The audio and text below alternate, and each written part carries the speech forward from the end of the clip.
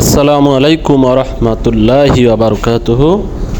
সম্মানিত দর্শক, এটা হচ্ছে আরদিগুল গ্রামের পাশে একটি বিল, যেখানে নতুন বর্ষার পানি আসতে শুরু করেছে।